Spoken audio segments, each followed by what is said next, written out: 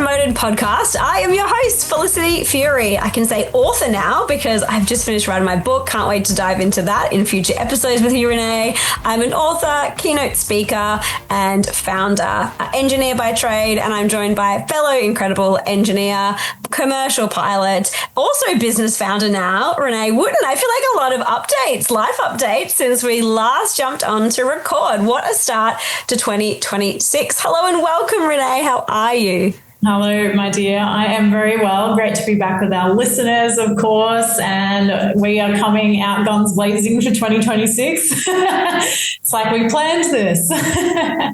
So good. I'm on Larrakia country today. And yes, it's been a whirlwind kind of lead up to the start of 2026, I think, for both of us, which is what leads me to the topic for today's conversation, which is all about how do you overcome imposter syndrome and challenges like grief whilst advocating for yourself and remaining a leader in business. It's a bit of a complex one, but I think over the past year, Felicity and I have both been through so many differing challenges, and certainly over the length of our career, this particular topic has resonated a lot. How do you keep showing up for yourself even through adversity? Felicity, I know for a fact that you do this constantly, and it's been a big part of your 2025 leading into a phenomenal 2026 with great foundations and this really strong sense of self. So if you're open to it, would love to hear what did 2025 mean to you and how are you bringing in change and resilience and self-advocacy into 2026?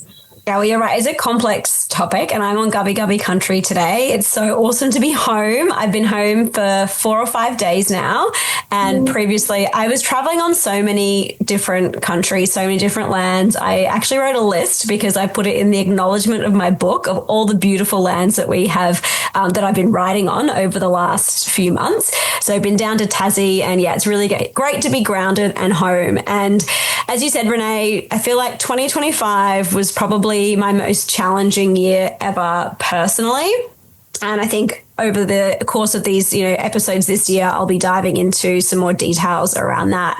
And I think a big thing that came to mind when you first talked about this topic with me was that I feel like life is going to happen. So no matter what you're doing, there's always life, whether you have young kids or you've got parents that you're caring for or just all kinds of things. Like, for example, last year, one of our properties burnt down, like completely destroyed in a fire. And that was so unexpected. And I feel like I could list out 100 different things that happened last year that were not in my goals spreadsheet, were not in my plan at all. And it meant for me taking a lot of time off work, which is something I've never done. I am a huge workaholic. Even when I had my kids, I was constantly I was writing a blog or a newsletter or something. So that was a big change to me to really take that time out and stop.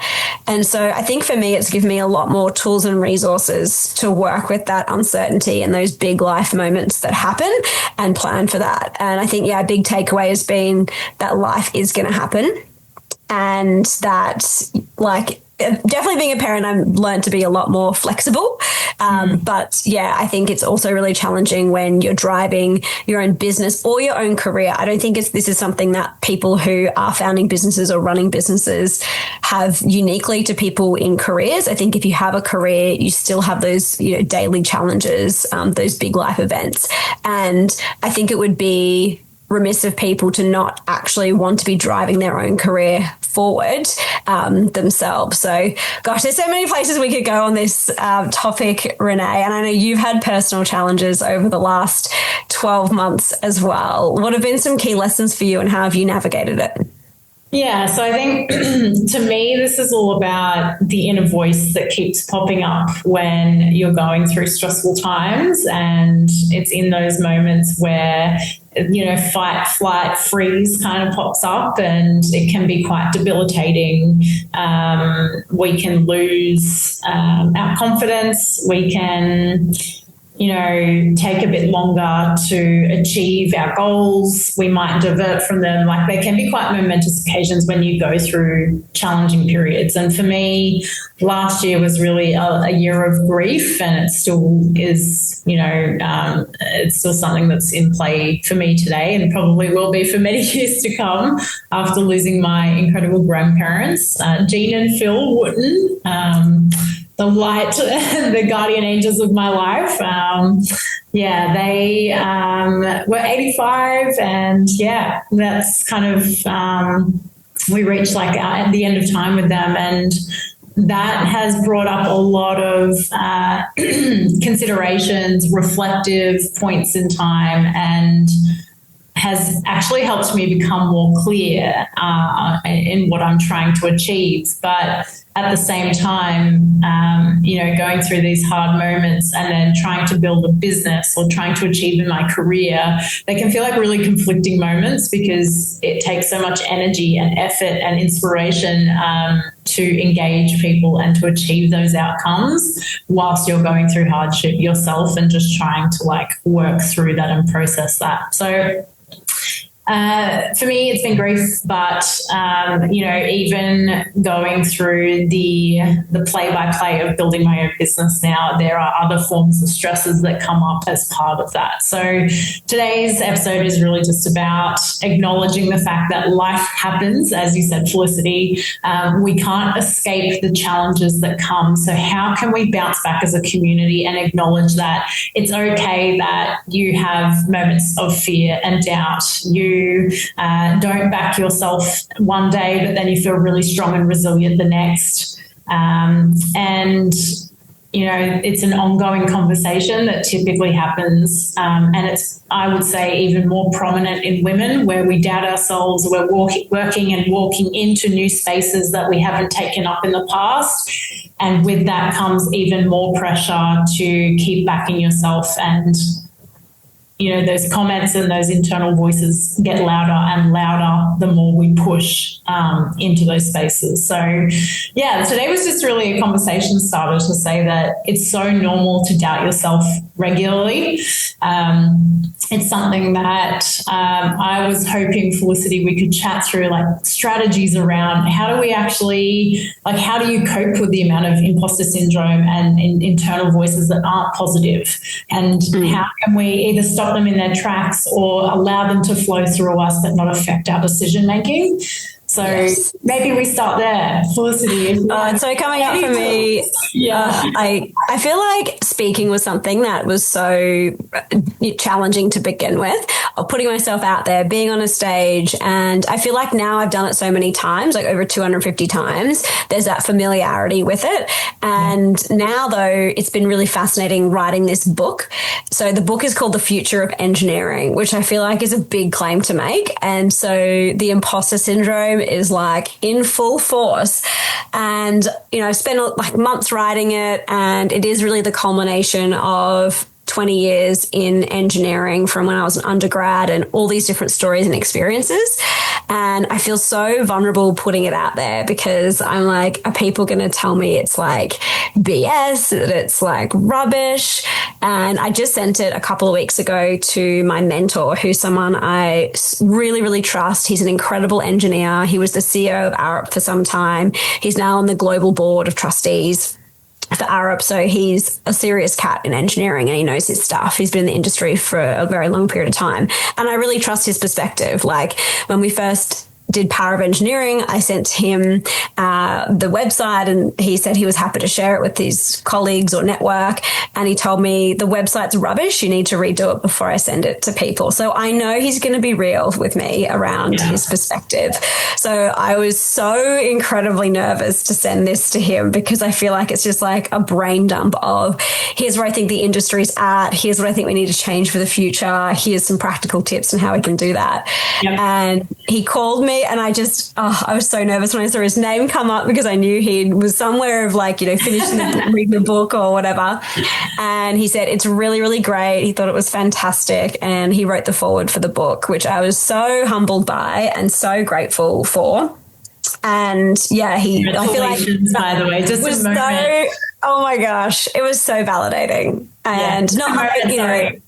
Oh, sorry. I just want to say congratulations. Like, that is such a huge achievement, and it's so hard to put yourself out there. So well done on overcoming the inner voice. Yay. Oh my gosh. Milestone. So hard. Like, and my inner voice is like, what would you know about the industry? You know, you don't have enough experience. You like blah, blah, blah, blah, blah, all this stuff. And yeah, it was really cool getting the feedback about the book. And he also said, you've obviously thought really deeply about this before, and you don't just go to projects and just do them. Like, you're really thinking about how we can make the industry better. And I was like, yeah, I do that. Is that even a thing? Or like, oh, okay. And so, yeah, it got me thinking that, yeah, what I have to say is valuable and valid. And of course, there are going to be people that don't like the book.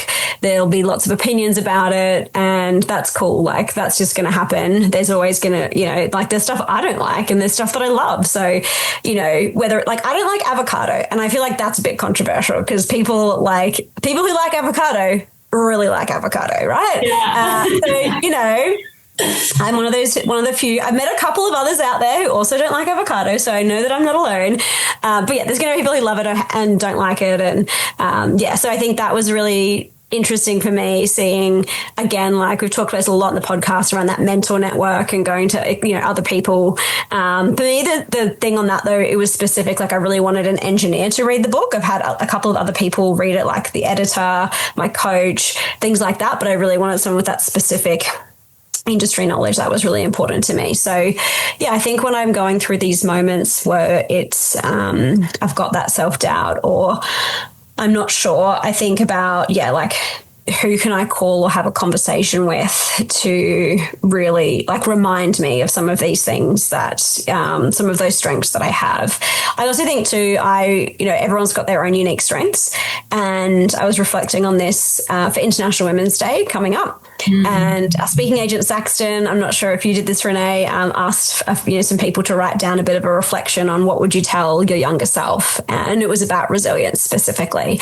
And for me, I thought, you know, I've done lots of hard things, and hard things are going to come up in life. And actually, those hard things is when I've learned the best lessons, and that's been the most valuable experiences. So I think having that context for me of, okay, this is going to be hard. And for the book, and specifically, I know I'm putting myself out there in a huge way, and that's a really big challenge to me, even though I have done that, or I post regularly on LinkedIn. It's so vulnerable putting something. I feel like I'm totally not a singer, but I've written a song and I'm like about to launch it into the world and get full blown opinions of what people think of my song. So I really, you know, feel for performers because it's like that. So yeah, I'm not sure if that gave any strategies there, Renee, but I think like that power of the mentor network and having that context is incredibly, incredibly powerful to have at the front of my mind when I'm about to embark on something that's quite challenging, or if I'm going through a challenging experience. One more thing to add, actually, I did the Rites of Passage leadership training a couple of years ago, and they talked about that with a rite of passage can be something where there are life events, like you have a car accident or someone passes away, and then they're kind of like events that happen to you and you don't choose them. And then there's also hardship that you do choose, where it's like, you know, putting the book out there and things like that. So I think that these kinds of tools help when you're in both of those situations. And I think it's also really helpful to prepare yourself for those, because, yeah, you can't predict when the life events are going to happen and when they're going to pop up. And certainly last year, finding out that I had complex PTSD was not something I expected to happen, but I had to actually deal with it if I wanted to move on and move forward. So I think the last piece is just around that long-term game is really, really powerful. And you know, each night I want to like go do more work, and I tell myself sleep is so important and the work will be there tomorrow, and it's better to rest and take care of yourself because I'm here for a long-term game. And if I work tonight and exhaust myself, then I'm going to be crap for a few days, and then that's not a good outcome either. So yeah, the longer term view really, really helps too. What about you, Renee? What are your strategies? Am I off the mark? What can I learn? Do you mind if I ask, actually, what makes you choose to push through the hard things, like to introduce those hard things into your life? Because I think there's always this fork in the road, right, where you and I are, I would explain or describe as continuous learners. We kind of we get bored doing the same things. We want to grow. We want to make and have impact on people. We want other women in engineering and in leadership to succeed. That's why we put ourselves out there on this podcast, for instance. And rightly so, when we started that podcast and, kicked off this entire journey, it was really vulnerable. It was challenging. It introduced a whole lot of imposter syndrome and those inner thoughts that weren't particularly positive. So if you wouldn't mind sharing, why do you turn up for these sorts of things and why do you continuously put yourself in those positions to do hard things? This has definitely changed in the last 12 months. So if you'd ask, if I didn't realize this, but 12 months ago, before I did a heap of therapy and actually dealt with having complex PTSD, it was definitely a trauma response. So it was a response to trying to prove myself and I'll show you. And so that is, I guess, I became a workaholic I feel like, people do all kinds of things, become alcoholics, other stuff to deal with their trauma and escape. So an escape for me was working. So I'd have to say, there's definitely, I want to make an impact, but there was so a flavor of me trying to prove myself and get this validation. And the other part of it has been public speaking, I found petrifying, absolutely horrific, hated it so much when I first started. And what made me go to work and improve myself was, well, if I get better at speaking, I can make a bigger impact to young girls and regional students to get into engineering. So if I do better at this, then it's going to make a bigger impact. So it really was for others. And even posting on LinkedIn, I still find really nerve-wracking, or making requests of my mentors, I also find really scary. I just introduced you to one, sent an email request yesterday on Wednesday, and I was like, oh my gosh, I feel so scared of sending this, but I did it anyway because I'm like, this could make a positive difference for Renee.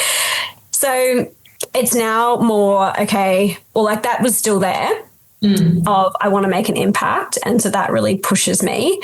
And I think for this book, it's really it is I feel like that's fallen away. I don't feel like I have that stuff to prove anymore. And I can do it because I feel like it's the right thing to do for me and my life. And one of the challenges with the trauma that I've had is that I don't even know what my likes and dislikes are, because I was so used to pleasing others. And earlier you mentioned responses are usually fight, flight, freeze. There's also another one which is fawn. Yeah. And that is around almost people pleasing, because your carers are taking care of you. You need to fawn, and that's a response to trauma. So I know I have a lot of that. So this year I feel like I'm starting, I've worked on that a lot last year. This feels like a really nice, fresh new start with the year. It's 2026 kicking off. And for me, I'm okay, I'm on this planet to make a massive difference. I also have a family. How can I create something that's going to have a huge impact and also mean I can spend time with my family as they grow up? And writing the book is the spark of a big conversation to get out there. It's something that I think is super high level, where it could have global reach. And, first program was getting kids into engineering. The next one was then helping leaders go from being a leader, being a technical professional to being a leader. And now this is, okay, guys, we got to change the system. So it opens up a really, really big strategic conversation where I hope then I can help organizations shift their values and some of the things that I have in the book. So yeah, I think it is okay, this is I feel astronaut level, as in that kind of strategic big picture stuff that I'm taking on now.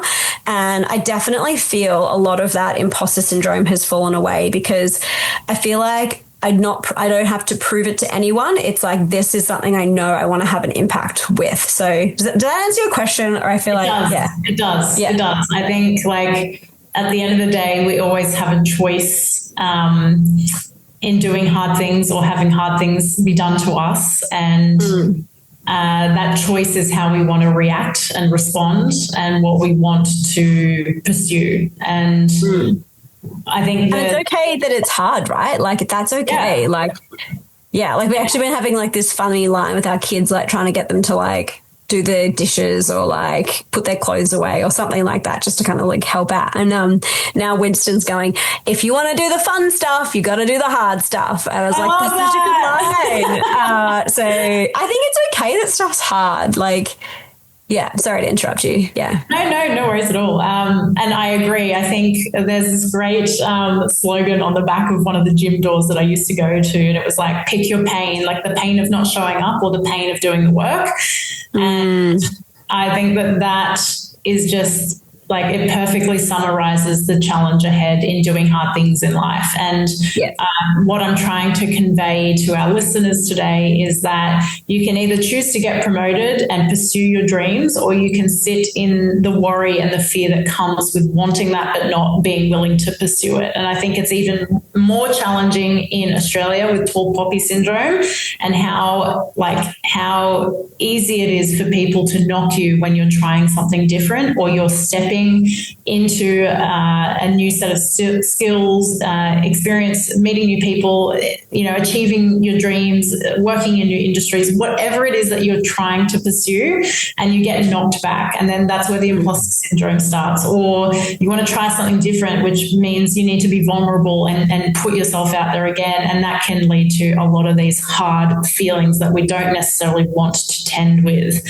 What I'm trying to convey, and what Felicity and I are trying to say today, is we constantly face these inner thoughts and we still choose to show up. And I think one thing that I've learned throughout my life, Felicity, is that no matter what you do, you will always have them. So it's how do we live with them and use that to then propel our energy to keep going and keep fighting.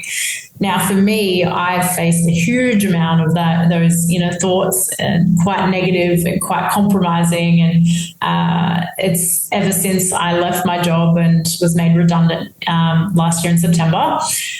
And then on top of that, my nan and pop passing has given me this other kind of view. It's quite philosophical, I guess, that, life is short. We already know that, but it's not until you see loved ones pass that you go like, damn, like, what is all of this for? And like, what is the meaning of life? And, why do I keep doing hard things? And what am I here to actually achieve? And what do I want to give back to the community that I live in, to make my life feel worthy, I suppose, but also to contribute something that's helpful. Because it's very easy to I think, just do a job and just show up and just hit the minimum around like paying your bills and being a good friend. And so how do you try and achieve this life of purpose, even though it's continuously challenging and you'll always have those hard inner thoughts? So it's a bit of a mixed bag, really, what I'm trying to say. But for me, I think the biggest, defense against these inner thoughts and these challenges that I suffer day to day is to remember my why and my purpose. So similar to what you said, Felicity, you had this journey of trying to prove to yourself and then prove to others, and now you're here to achieve for your family and your community. And I think that that's a very natural evolution as you're growing up as a young woman or a young person generally, is particularly as engineers, you're stepping into these spaces that weren't designed for you, and you're trying to make your mark and learn your craft and have an impact. And then eventually you get to a point where you realize that, hey, even though there's all these stereotypes that tell me that I can't be here and I shouldn't be here and I'm not the right person for this, I really want this. So then how do you foster that sense of courage and passion to keep pursuing your own dreams whilst that negativity, not only internally but externally, continues to chase you? And, I'm certainly facing that with starting my business, as I mentioned. For me, I'm trying to solve an incredibly complex problem. And it is so overwhelming that almost every day I'm like, why am I doing this? How am I going to do this? And I have to, by default, keep coming back to my why, because it's too easy to give up. It's too easy to just go and get another job. And I know for a fact I wouldn't be satisfied if I went and did those things. It would be easier and I would be paid a paycheck, and, you know, I'd be able to, you know, fill the void of my fears, which is like, oh my God, I'm not earning money. I'm not like contributing to my future. I've got all these other goals that I want to achieve. But right now I kind of have to sacrifice those for the bigger and greater good, which to me is trying to decarbonize aviation. So yeah, in all, I think to wrap this episode, it's so normal to face fears and internal voices that aren't helpful every day. Felicity and I have achieved a great amount in our careers that we're really happy with personally, but that didn't come easily. We have new challenges every year, and those challenges I don't think will ever stop, because that is life. Pick your pain. And for us, we choose the pain of turning up and achieving things, even though they're outside of our supposed wheelhouse, or things that we aren't particularly incredibly experienced at. We haven't been doing the one job our whole life, and therefore we should just keep doing that. We're really pushing ourselves in so many different ways, like the launch of an incredible book, or like trying to build a first of a kind future fuels business in Australia. And I think it's such a leap to show that we started as two country girls that chose to do engineering, and that was the first hard decision we made. And then from there, it's kind of evolved and into something bigger and just, you know, so fulfilling for us. So good luck with fighting those fears out there, everybody. The internal voices do never stop, but please share them with us and use that support network. As Felicity mentioned, it's so important that you reach out to your network, that you keep getting that support, because if you don't, sometimes those feelings can overwhelm us and, you know, freeze us or cause us to become the foe. And we want you guys to keep achieving and fighting for what you want to achieve in your life. Yes. Tell us, final thought. Tell us what you're working on. Tell us your big projects. Tell us your big goals, your big ideas. We'd love to hear from you, and we'd love to hear all about what you're wanting to achieve. And I think the quote that comes to mind to wrap this episode, which I often think about, is easy choices, hard life. Hard choices, easy life. And I think that is so true in this situation. When you're working on hard stuff, it's hard, but it's so rewarding and so worth it. Thank you for sharing your insights, Renee. It certainly helps me today. And we'll catch everyone in the next episode of the Promoted Podcast. Thank you.